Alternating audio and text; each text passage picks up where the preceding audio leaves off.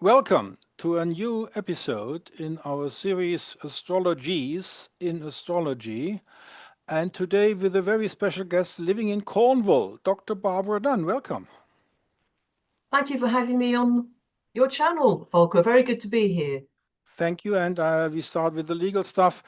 I have only the right to publish the conversation with Dr. Dunn today, uncut and unedited on freely accessible video platforms. That means no paywalls. And on my homepages, my guest, Dr. Barbara Dunn, has the right to shorten, edit, or add to the MP4 file, which I will send to her via Swiss transfer or when there are technical problems with WeTransfer as she wishes, and to publish it on her websites and if she has video platforms according to her liking. Is that okay with you? Yep. So, I did do some prepared questions. Part number one of our talk. Dr. Dunn, your life outside of astrology. You went to school in Cornwall, I believe. What else to be told to our viewers what you did there without the astrology? We come in part two to the astrology.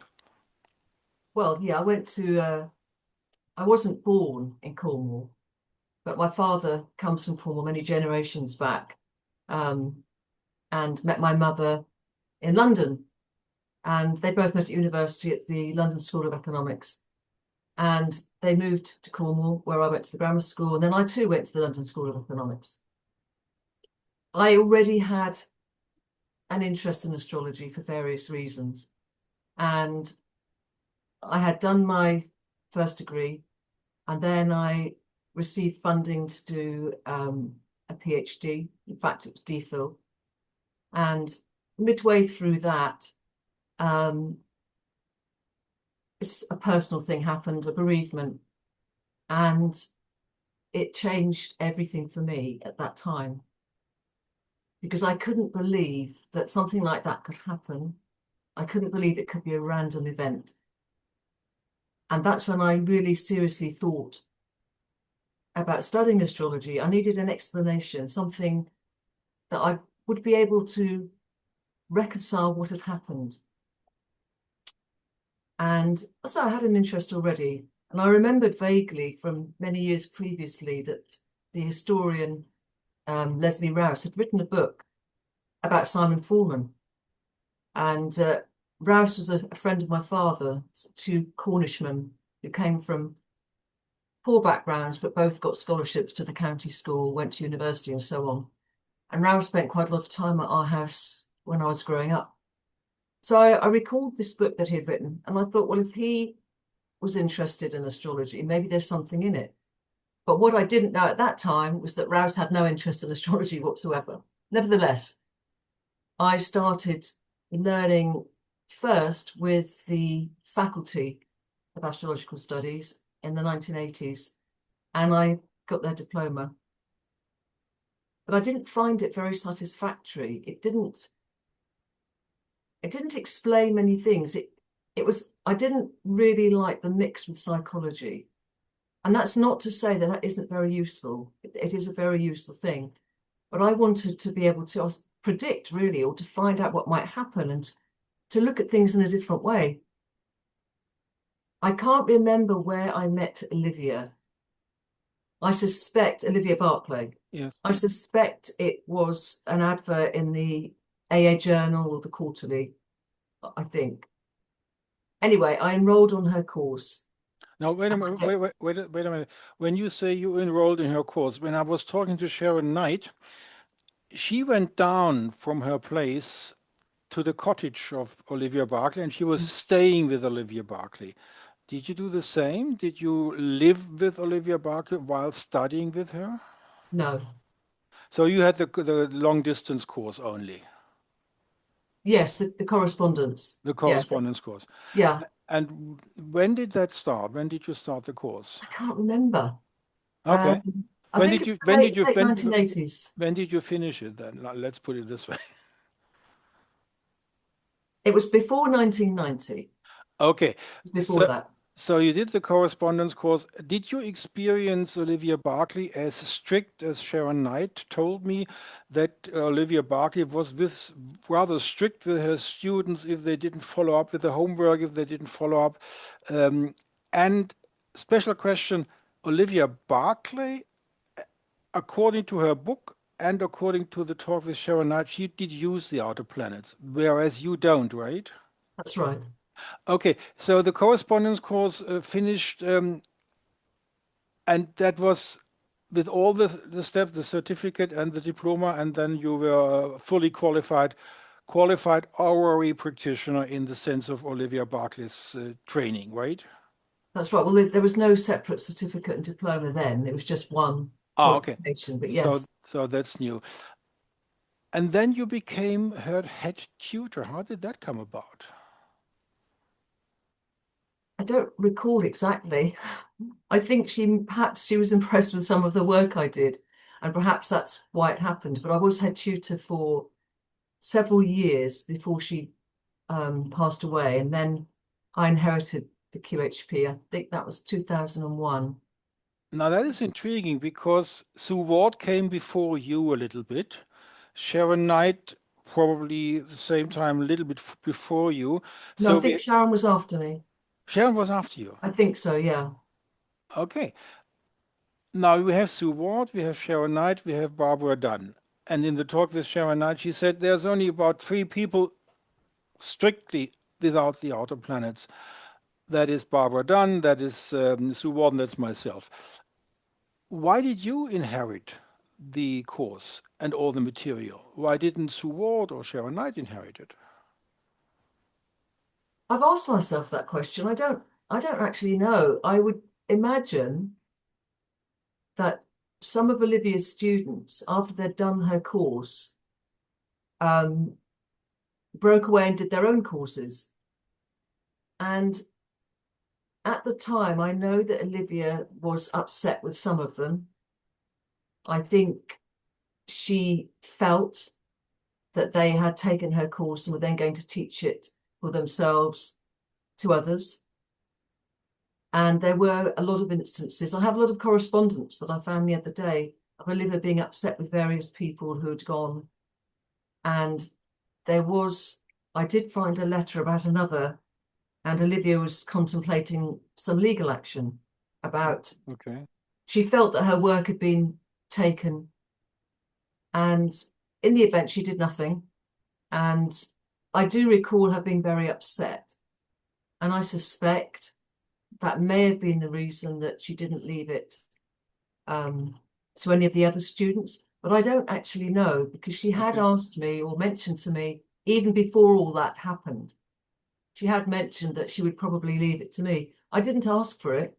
Okay. And actually, it was quite a lot of work at first, going through a lot of files, many students she had, and she had kept all the files for years. It's only recently that I've thrown some of them out because they're over 30 years old. I haven't heard from them. They finished the course. And recently, yeah, I think I've now got rid of all the files from those students. Did you know before she passed away that you will be in the will? No, So it was a surprise for you. yeah. Now, the will was read. She had just passed away. What did you think? What was your first reaction? Well, I wasn't there when the will was read, and Olivia's daughter told me.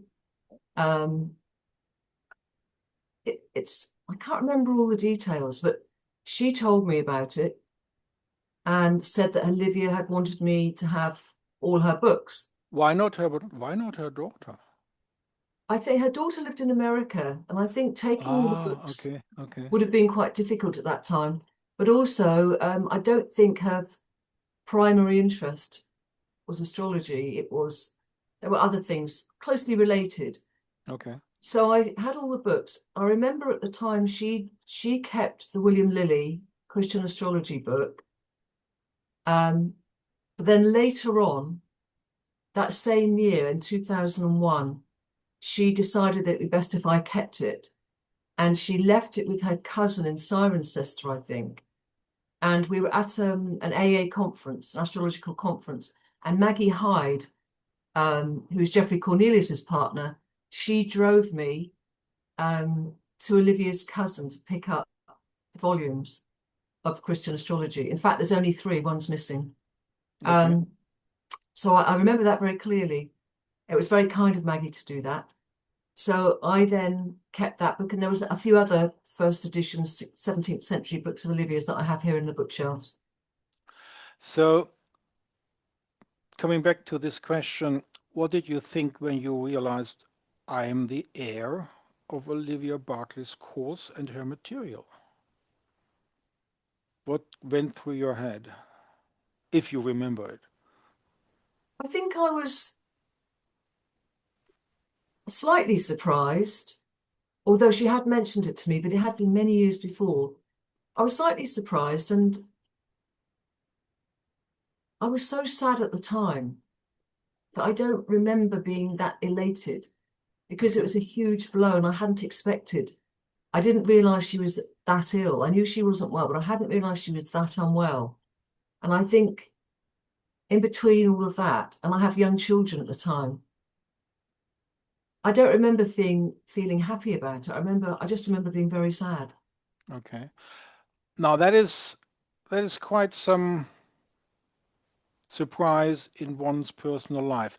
Now, before we continue with the course material and what you did with it, how was your life outside of Olivia Barclay and outside of Horary Astrology? What was your income coming from? You had children. I read that you did some work for journals, for newspaper and all that. Could you Yeah, elaborate what you, I suppose, well, I could be wrong. I suppose your income did not come 100% from chart reading for Ori clients. Is that correct? that's correct. No, I was a media astrologer. I worked for The Sun, The Mirror, The Sunday Mirror, a lot of magazines, and that How does that come about? When did you first start working for newspapers doing, do I assume correctly, the Sun column for the sun newspaper? sign. Hmm. Sunshine. When did that first started? Do you remember that? The first job I got, I know it was pretty difficult to get any work because generally it comes through having a contact in the magazine, which I didn't have. My first job was with London Portrait, which was a London magazine dealing in high-end property, and they wanted an astrologer. So I started on that, and then I got Wait a minute. You are not the only astrologer in England. There is an astrology association. Why did they pick you? What was the reasoning? A magazine has some chief executives. We want an astrologer. How did they go about that you landed the job? I We- applied for jobs. I wrote letters. In those days, you had to write letters and post them. Okay. So I wrote many, many letters, and I think about 300. And I think three or four positive replies. I also wrote for the local newspaper in London, in Islington, where I lived. And at that time, I lived there. The big thing was getting Cosmopolitan, because when I got the Cosmopolitan job, Where you sent a letter to? Just you yeah, I had, sent a letter to them, okay. and they obviously it's on paper, and they called me in for an interview, and I went there wearing what I think Cosmopolitan would have liked, um, a nice, I think it was 1993 type of outfit, and they liked me and gave me the job, but it never went under my name. It was always under the name Circe. It's Circe or Circe. It Okay. was, but so it was never acknowledged to me, but it didn't matter. I had that job for quite some time. And on the back of that, I got other magazines like Woman's Zone, New Woman, and then newspapers. So that took up a lot of time When we're for talking a long about time. when we are talking about being paid by newspapers and journals, are we talking 100,000 pounds a year or less? Um, well, at some years may have been around that figure, but not many years, not So many. when it was around 100,000 pounds, it was a full-time job. It was something one could live on. And how long did you do this sort of work? When did it finish with the newspapers and journals? When did you stop writing this sort of work? I did it for about over 20 years, and Okay. then I went back to university. So one could say, outside of Olivia Barker, where we are coming back in a minute, you had your income to live on, and you have Victor is still your partner? Sorry? Is Victor still your partner? I read in one of the articles that you have a new partner and you have a daughter All with him. right, now I don't want to, I don't really want to talk about personal things like that. Okay, good. But basically, the answer is yes, you can live on what you did without the heritage, without the inheriting the quality horary practitioner course and the material. Now, when you were back in 2001, one thing you must have done is to get rid of the outer planets, correct? I never used them anyway. Yeah, but you had to rewrite the material because Olivia Barclay did use them. Yes, some of it. There was, that didn't happen immediately, but I did revise it. It's been revised several times, the course. Yes, Okay. there's no outer planets. But Olivia she did use them sometimes, but only Okay. for background information. They were never primary significators, How ever. much how much everyday work, let's take 40 hours a week for, well, you might be one of those people who work from 8 to 8 like Reinhard Stieler, which is the 8 to 8 work, which is a little bit more than 40 hours a week. Now let's take the normal working hour week, 40 hours. What would you say today? How much time do you invest of your life in organizing, administering what you inherited from Olivia Barclay? Today, Yeah, today. well, at the moment, well, over the last few years, I haven't been teaching myself because I caught COVID in at the end of 2019, and I was in bed for 4.5 years with long COVID. Okay. So I was completely out of the loop. I couldn't do anything. I couldn't walk. I couldn't do anything. So the tutors on the course did all the teaching for me. How many tutors do you have in your core in the Olivia Barclay enterprise? At the moment, there's myself, there's Petros, I hope I pronounce this right, Eleftheriadis in Greece. There's Sharon Knight, Tanya Daniels in Germany. Well, she lives in Italy. Yeah. And we have some affiliated tutors, Marcus Patchett and Rose Elliott. And today, 2025, how many students are we talking about? I don't know.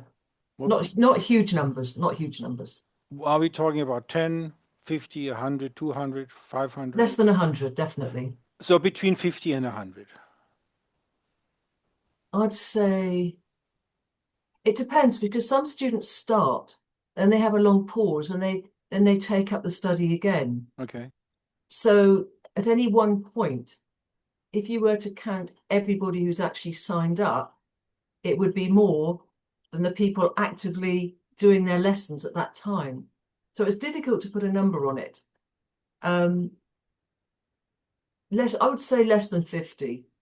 I think the last few years, with the cost of living in the UK and all sorts of other problems, there haven't been as many students. And I think that's universal across astrology courses, that I suppose it's a luxury for some people. So it's one of the first things that gets ditched when there are economic problems. Yes, okay.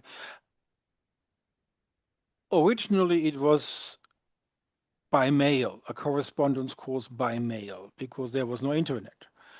Then the internet came around, and then people like correspondence course organizers integrated Zoom conferences as part of the educating of the students.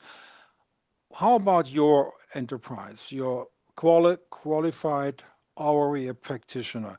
Are you still with PDFs or do you integrate this modern technology? Do you have sessions where all the students are in one conference and discuss with each other?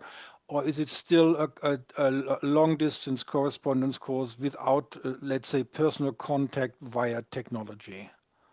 Every tutor offers Zoom, has Zoom consultations as well.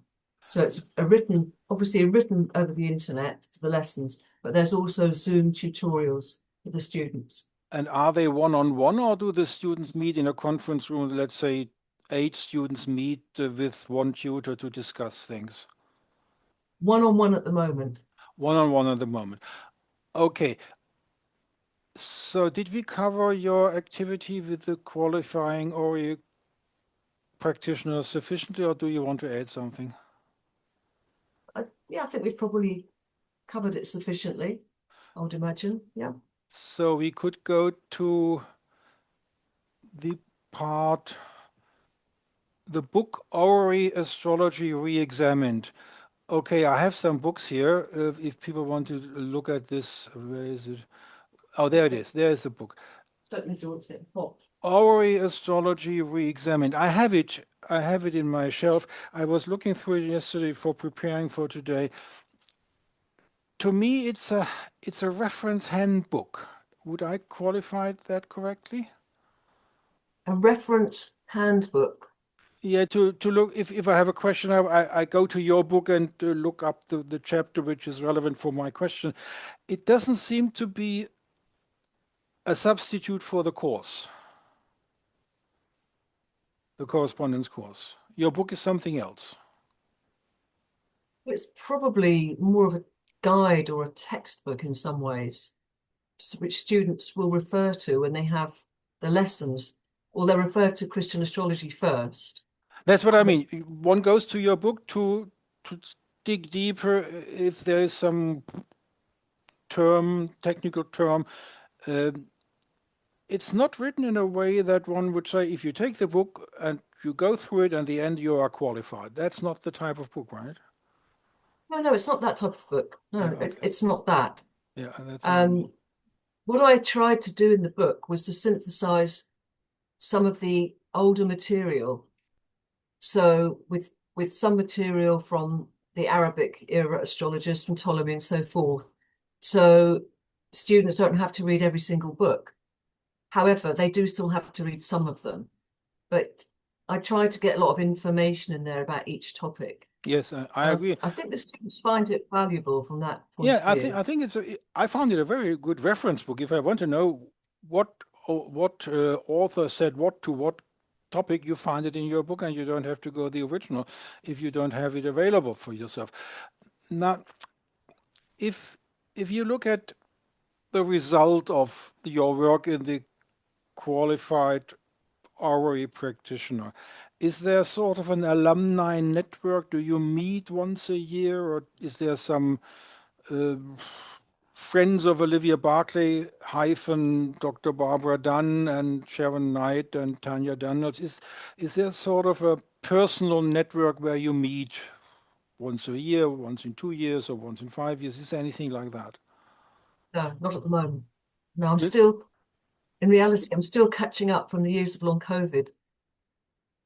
When you don't work for 4.5 years, there's a lot to do. So Yeah. there are things that we're talking about that we'll be doing at the QHP. Yeah. Okay.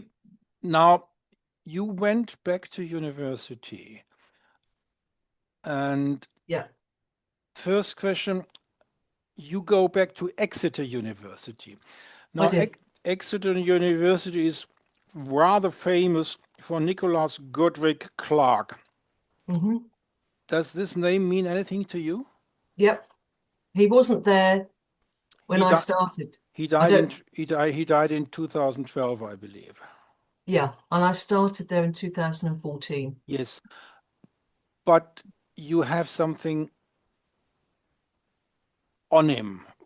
What's your story connecting you with Godric Clark?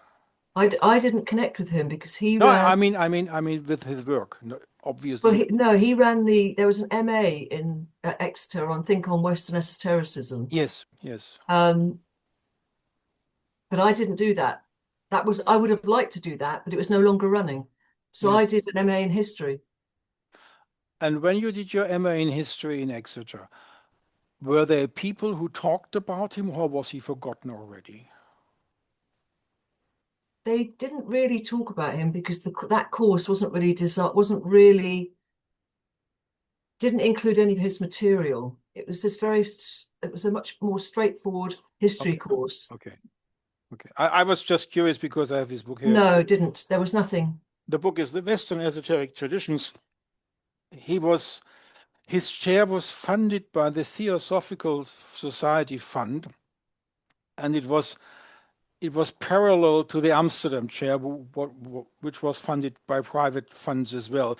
But in Exeter, they didn't continue the chair when he was dying, so we can leave that part behind us. Why did you want to do MA in history? You had your income, you had a lot of work to do, you had the heritage of Olivia Barclay. Why did you in 2014 decided I have to go back to university? What was the motivation? What was the intrinsic factor? Several things, I suppose. I've been studying astrology and researching it for a long time.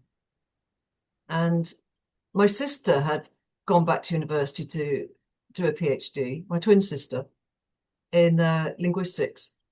And we talked, and she said to me, "You have a lot of knowledge about astrology. Why don't you go to back to university, and you might be able to do something astrologically related?" And I was skeptical whether that might happen or not. But having had no background in history, because my background's on economics and geography, I realised I'd have to do an MA. I wanted to do a PhD, that was the thing. And I wanted to do something astrological. But I knew in order to do that, I would have to do an MA first, which is what I did. Now, 2014, you did go to Exeter for a normal MA in history. Why Mhm. didn't you go to the University of Wales, St. Trinidad, St. Davis, with the Sophia Center and Nicholas Campion, where you could have done an MA straight on cultural astronomy and astrology? Why not Exeter, which is not so far away? Well, I don't know, Cornwall and Lampert, is that far away? Lampeter is further, but the location wasn't the deciding factor. Okay, what It was the wasn't deciding? about that. I Why wanted not Sophia Center instead? Normal university history MA. Why that? because if you want to get funding for a PhD, you Oh, have to okay. be, it is much easier to get funding if you're at a Russell Group university, Yes. and also the AHRC funding. They have consortia of universities in particular groups that you apply to for funding, and the Wales University isn't in any of those groups. Yes, I agree. Okay. But I went to Exeter, not because it was, in fact, it was lucky that it was closest, but I wanted a very particular supervisor who I thought would be um, the best for me, for what I wanted to do. Who is that? Professor Jonathan Barry, Okay. I wanted him to be my supervisor. He was at Exeter. So that was my thought process. I would go and do the MA. Hopefully, he could supervise my MA dissertation and then supervise me at PhD level, which he did. Okay. The MA in history is just, well, I'm familiar with the German system. You do a bachelor in the Bologna process, and then you do an MA. The MA is normally 1 year. How long did you have to do for the MA in Exeter? I did it over 2 years. I did it part-time. I Okay. could have done it in 1 year, but because I have no history background, I Okay. figured I'd need 2 years, which I did need. Did you have to attend courses and seminars and lectures, or was it Mhm. just long distance? No, no, it was always at the university. So I had quite a lot of traveling. Okay. Um, do you remember of the seminars in your master education? Was there a very special seminar you remember which you really liked? Yes, there was actually. It was there was a series of seminars on medicine, early modern medicine, Okay. and they were very, very good. When I prepared the talk, I went through some videos of St. Austell, and there is a museum of witchcraft in your neighborhood. Was witchcraft part of the history education in Exeter? Yes, I did do a module on witchcraft, but which was useful because there are, and in fact, it was interesting because academics don't look at the astrological side of witchcraft. They hadn't, this is something that hasn't been explored. And I Okay. was interested because obviously Saturn, cold and dry, signifies witches. And I was quite surprised through that module that never any mention of astrology. Nothing. In fact, no mention of astrology in the medicine module either. And in fact, astrology was critically important to medicine in Yes. medieval and early modern England. And Did I you, thought then I could fill a gap. This is why I had several topics that I might have done for the PhD. But given this big gap in medicine where astrology is barely discussed at all, I thought that would be a good topic, and it proved to be. the, Um, the seminar in Exeter in the MA education about witchcraft, did the seminar participants, including yourself, went to the museum round about your corner, or did you personally go alone, or haven't you been there? Not. I think I know the museum. I think it's in, is it in Boscastle? It's in North Cornwall, I think. No, it's close to St. Austell. I believe, according to the videos I watched yesterday, so I'm not so sure about that. There may be something. But you didn't go. You didn't go to I the didn't go. No, no. witchcraft didn't. It it wasn't as interesting as I thought it was. I Okay. thought it would be. Okay. Another seminar which stands out in your remembering your time in the MA education. Well, I remember them all for different reasons, but there were some that I didn't enjoy too much. But I did. But the medicine was the one that really Okay. was the sort of turning point, really, for me. And after the 2 years you have your MA, what was the title of your dissertation? The MA dissertation. I don't remember the exact title. It was along the lines, it was the use of astrology in medicine. It was Oh, something like that, but I don't remember the exact title. already in the MA dissertation you had the topic of medicine and astrology. Did your professor Barry accepted you as a PhD doctor student? Yes. How was the process? I did a PhD which I failed with, astrology and law, but I was a PhD student for 6 years after my retiring from the Ministry of Economics in Lower Saxony. So I remember how we did it in Hannover in the Leibniz University. How is it organized to become a PhD student in Exeter? Is it as it was in Germany 25 years ago, and then the Bologna process changed everything? How was it in your part when you started in 2016 being a PhD student?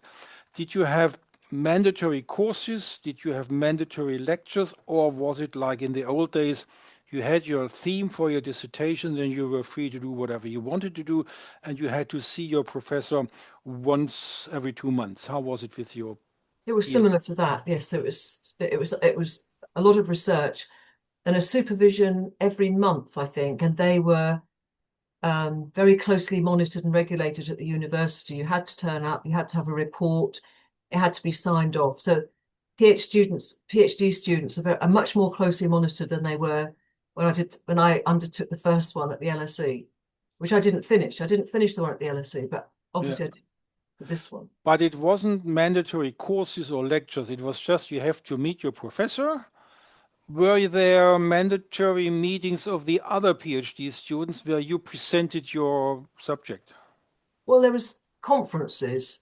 Yeah, with there were the? conferences and things like that that you could um, present a paper, But but that is something mostly it was different. private research. That is something different. If you go to a conference, you present your subject to get some feedback from outside of Exeter for people attending the conference and how they react to what your research has been done. Now, what I wanted to know, because that's what I had in Hanover, we had to meet once a month all the PhD students of my professor, Professor Oppermann, and he had 7, 8 PhD students, and they all had to meet once a month, and all of us had to present their subject in those meetings. Is that something you had in Exeter? No, there wasn't anything like that, but the conferences were student conferences. So those Oh, presenting papers were students, but not necessarily from those studying with my professor, but there were student conferences, so it was very useful, very interesting. From the University of Exeter then. Just from Exeter at one point, yeah. So it's an in-house conference structure. And did you ever go to present your PhD dissertation before it was finished to outside conference, like for example, you went to Vienna or to New York or all over the world to present your thesis subject and to get some feedback from well-known researchers? Did you do anything of that? Just something first. The student conferences were also open to students who weren't at Exeter. Oh, okay. But Okay. yes, I did go to. I've been to a few conferences and presented with some of my thesis findings, but not that many because then I caught COVID, so it stopped everything for a long time. So Okay. I didn't do all the things I would have liked to do. Um, but the PhD experience at Exeter was very good, very positive. When did you finish the education and became a doctor? In the spring of 2023, I put the corrections in Okay. I had minor corrections, which didn't take very long, but everything took, all the process for me was much longer because I wasn't well. I could sometimes, when I was getting better, I could do half an hour's work on the computer and then maybe no work for several days. So everything took a long time because I Okay. couldn't sit properly and all those sorts of things. But the university were very supportive with all that. So yeah, I got the corrections in, and then was officially a doctor. I think that was spring of 23. And then it was another year and a half or so before I recovered properly and I could walk and things like that. So it was sort of a much longer process than it should have. Yes. Okay. I should have probably been a doctor around 2019, Yeah. 20. Okay. Uh, the funding was done by a trust, right? My funding came from the Wellcome Trust. Was it a full funding which one could live on? Yes. Very, very generous funding with Oh, extremely generous expenses and support. The okay. Wellcome Trust are, yeah, quite fabulous. Okay. And you are now working in the final stages of another book, right? I'm now writing the monograph. Yeah. What is a monograph from people like me? I don't. Uh, Monograph, I would say, is a study on a special subject. Do you mean it in that sense? Well, yeah, it's sort of a fancy word for an academic book. Yeah. Okay. They- Okay. What's the title? Or is it? It's Are you open to talk about the title? it's medical astrology in early modern England, and it's theory and practice I'm looking at. So it's half the books on sort of what theory or knowledge. It might Uh, be knowledge, or it might be only English medical astrology? yeah, that's enough. That's Well, you enough. could. There's a huge amount of material. Well, Paracelsus comes to mind, which is Yeah, Swiss and German, yeah. and There's work. Yeah. you don't have Paracelsus in your book. Yes, I do. Yes, I do. Oh, sorry, it's not only English. So it's Well, it's because early modern medicine drew from the work of Paracelsus. So uh, some of them, yeah, and that's what I in mean. those instances, I quote from Goodrich Clark because he wrote about Paracelsus. Yeah. Yes, I had recently a talk with Oscar Hoffman, who is heavily engaged in medical astrology. He has a focus on using horary techniques. The old medical astrologers get Culpeper and people like that in England. They were heavily involved in the decumbitur, which is the chart of when the patient lies down, when the illness puts him to bed. How is your research in relevance to the older sources? You are concentrating on the English astrologers in what time frame? 1700? 1580 to 1700. 1580 to 1700, and that is including Culpeper and Lilly and all the surroundings, Gedbrews and those people. I don't know how many of them did medical astrology. We have to read your book about that. How about the older sources, going back to Galen, going back to Hippocrates? Does Mhm. that play a role in your monograph? Mhm. Galen, Hippocrates, yes, it's because they're very important. So to early modern basically, the practitioners. title is not mirroring the content of the book. If you go back 2,000 years, one could say the history of medical astrology instead. So I don't really understand the question. Sorry. Well, your title is 1580 to 1700 medical astrology in England, but on the other hand, you have Paracelsus, which was earlier, 1548, I believe, uh, and then you have Galen, which is 2,000 years old, and Hippocrates, and all those people. How much space of the book do you dedicate to the old, antique, and probably Arabic sources? Well, they're mentioned because early modern medicine fundamentally was very traditional, very conservative, and drew heavily from classical wisdom. So Galen and Hippocrates, they're mentioned in astrological works quite frequently. Okay. Paracelsus, Okay. if you look through, even in the practice records, they're not the practice records. I think it's Simon Forman's astrological judgments, his writing in that, which is in manuscript. He mentions a lot of these people. They were very important, certainly to physicians. The astrologers mention them, but let's call it the Galenic model of health provision is not the same as the astrological model. And Mm. that's basically my book looks at that in detail because How historians have assumed that when astrologers put up a chart, which I call a figure, astrological figure in the book, that it was done to impress people and they didn't actually look at it. Well, that's not actually true. Obviously, some astrologers drew from the astrological material more than others. Simon Forman, for instance, his astrology isn't very, let's say it's inconsistent. It's he doesn't apply the rules that he himself has already written down in his book. okay. And he doesn't use astrology as much, but then you'll have somebody like Lilly, who draws very heavily and who is very precise in what he does. But Lilly was the first astrologer I studied, and I perhaps naively just thought that all the other astrologers would be similar, but they're not. They're not. And his reputation and status as the most, I think, held in the highest esteem was actually fully justified because looking at the astrology of the others, he is the first, the foremost astrologer of his generation. He was. There's no doubt about that. Now I've looked at all the others. Again, there's not that many practice records that don't survive for that many astrologers. But what there is and what other writings there are in almanacs and textbooks and so forth, get a pretty good picture of who's who and what they did.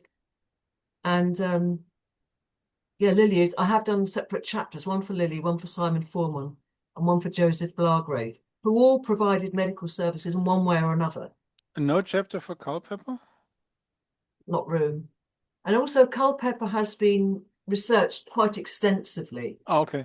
whereas Joseph Blargrave, there's never been any study really on Yeah, him. okay.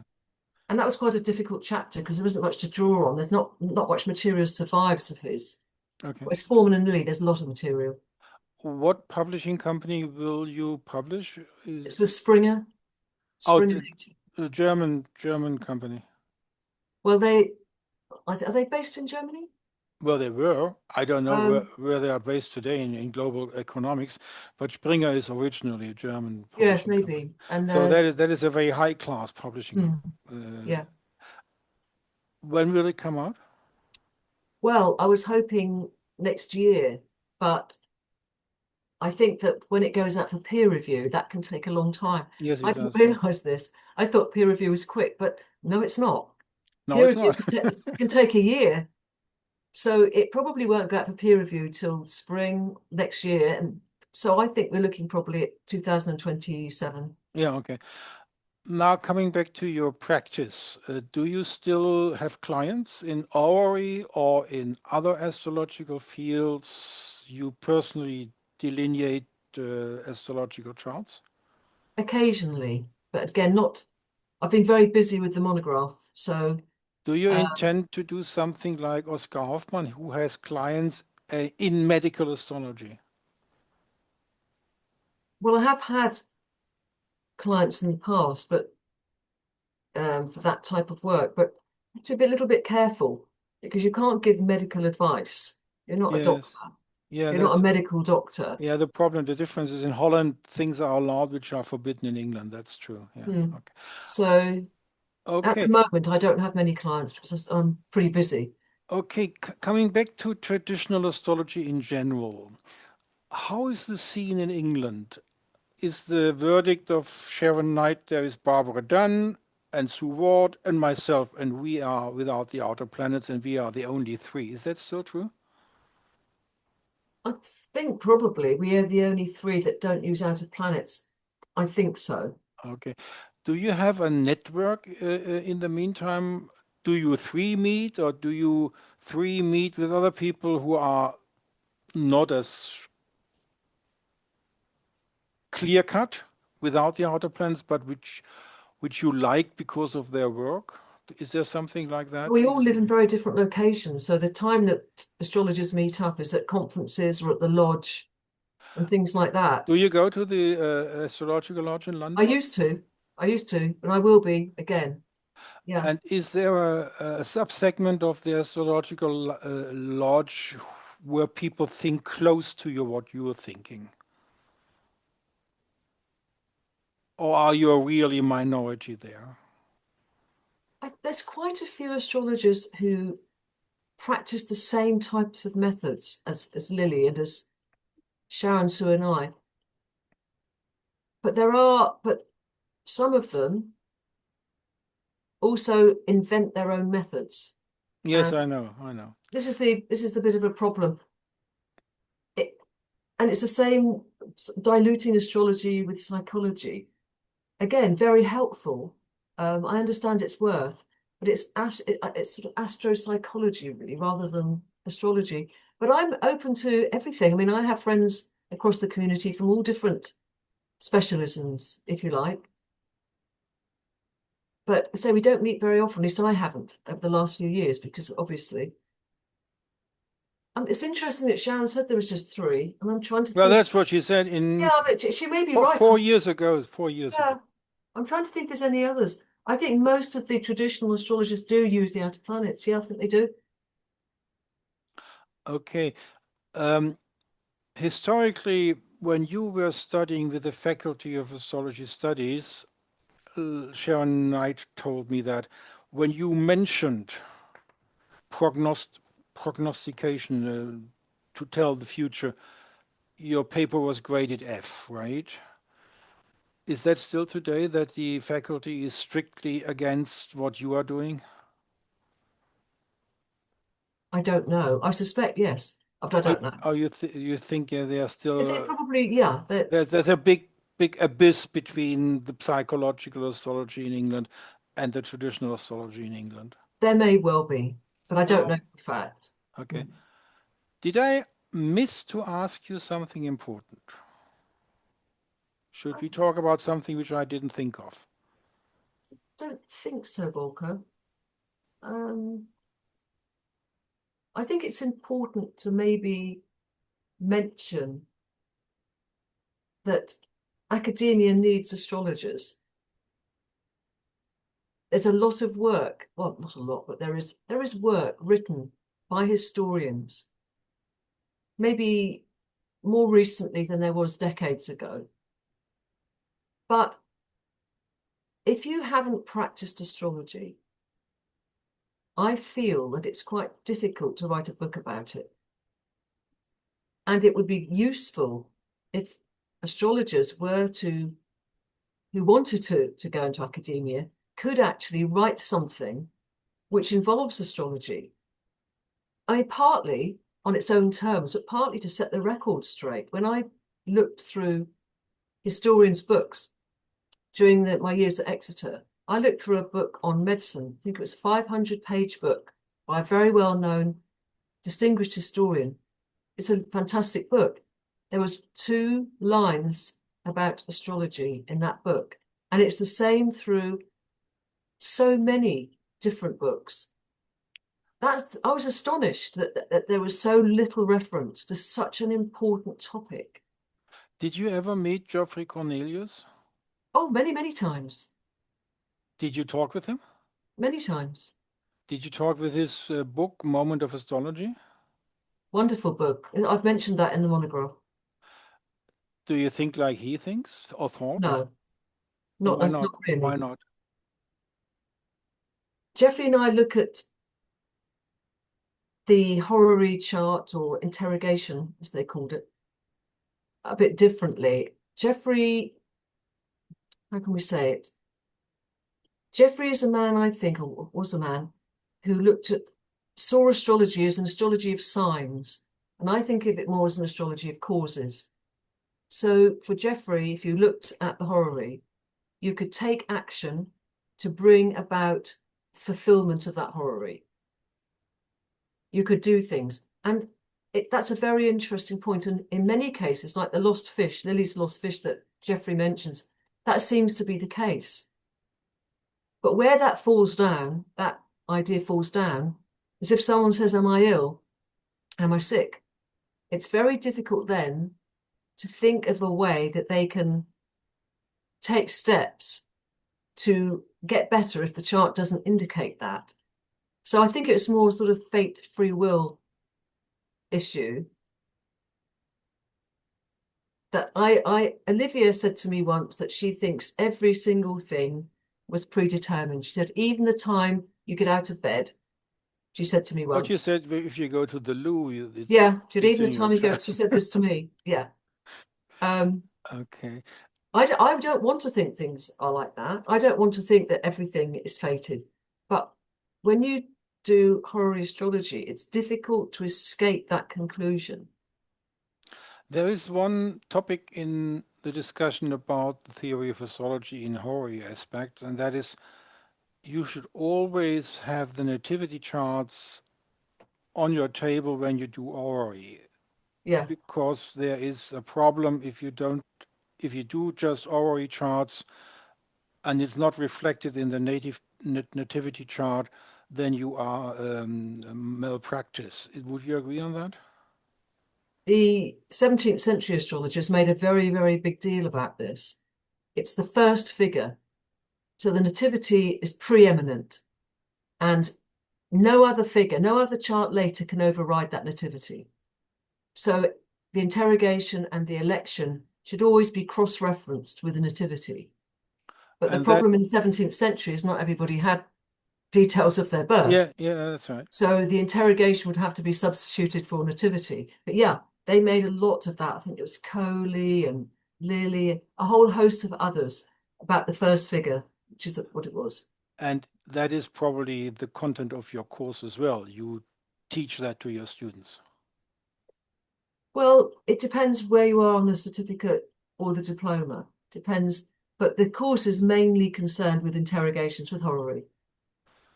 So you don't mention this rule that you always have to have the nativity chart beside your I horary think the chart. course is more concerned at the moment is to be teaching the actual methods, Oh, okay, okay, um, which are the good. same for any chart, in fact. Yeah. Now going back to Geoffrey Cornelius and the conference in Bath by University in 2003, I believe. Did you attend this first conference of the Sophia Center?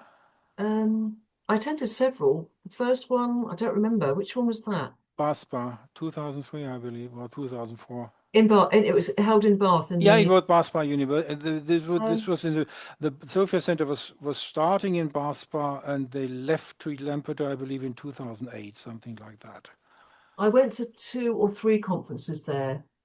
Okay, I Geoffrey don't remember which Cornelius, ones. well, on this first conference, and it's on the conference book, Geoffrey Cornelius said, coming back to one of our topics a couple of minutes ago, he said, an academic doing research in the history of astrology, not being a practicing astrologer, is not so good an idea. Would you go as far as that? I would agree. I think that I would use this analogy. I'm very interested in football. I watch football a lot. I have done for many, many years. If I were to write a book about football, it would have to be on the business side of it or the transfer market or so on, because I have never played the game. Mm. So I wouldn't feel technically qualified to write a book about football. And I do think the same or similar applies with astrology. If you haven't practiced it, it's very difficult to understand sometimes what they're doing. In the book, I'm writing about Simon Foreman and about his charts he sets up, and he misses them out. Sometimes he doesn't have them there. Sometimes they're just missing in his practice records. But there are astrological and astronomical reasons for that, which I looked into quite a lot. There is no way that someone who hasn't practiced would probably have figured that out. It's because I've done it myself. If I I did quite a lot of radio shows and TV shows years ago, and there was no computers. Well, you couldn't carry a phone then or do anything like that. So I'd print charts out every 10 minutes. So when I'm on the radio, I'd print, and I didn't have to change things unless the ascendant changed or the moon changed, something like that. But that's not something an ordinary historian would be aware of. So I do recall hoping when I was doing a radio show, no one would call me at a particular minute because there was just that crossover at that point. And I think something I found which was really interesting in where was it, the Bodleian? No, it was in it was an advertisement in an almanac for astrological schemes, and they were drawn up every 6 minutes for that very purpose. So if an astrologer was going to see a client away or at home, away from the consulting room, they could look at the book of schemes. And I've put a little bit about this in the book. That really made me laugh when I saw it. So I thought that's exactly what you'd have to do if you couldn't take all your equipment with you or you couldn't memorize it. I think Lilly could memorize the position of Yeah. the planets. Do you know of any horary astrologer practicing who coordinates the times of his clients in that way that he starts at 9 o'clock in the morning and he has to look at the first chart really thoroughly and then he goes through till 18 hours in the afternoon? Have you ever met anybody who uses this positive effect of horary? You take the first chart, and the rest of the day it's only the ascendant changes and the moon change. The rest stays put, right?